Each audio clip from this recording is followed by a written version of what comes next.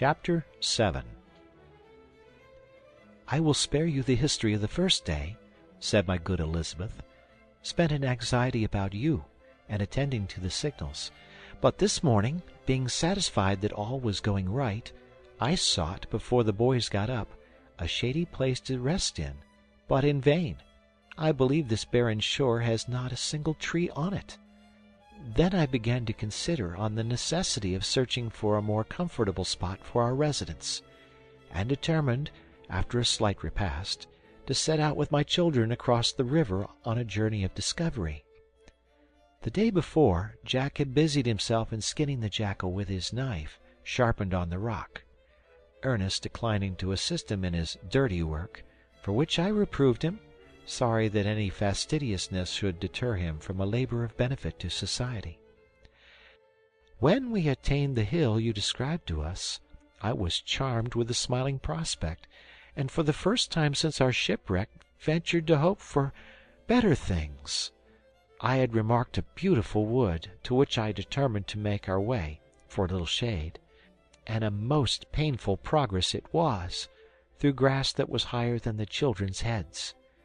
As we were struggling through it, we heard a strange rustling sound among the grass, and at the same moment a bird of prodigious size arose and flew away before the poor boys could get their guns ready.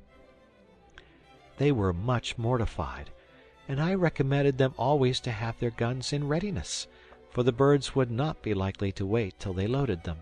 We found that what we thought a wood was merely a group of a dozen trees, of a height far beyond any I had ever seen, and apparently belonging rather to the air than the earth, the trunks springing from roots which formed a series of supporting arches. Jack climbed one of the arches, and measured the trunk of the wood with a piece of pack-thread. He found it to be 34 feet. I made 32 steps round the roots. Between the roots and the lowest branches it seemed about 40 or 50 feet. The branches are thick and strong, and the leaves are of a moderate size, and resemble our walnut tree. A thick, short, smooth turf clothed the ground beneath and around the detached roots of the trees, and everything combined to render this one of the most delicious spots the mind could conceive. We were astonished at the sight of a sail.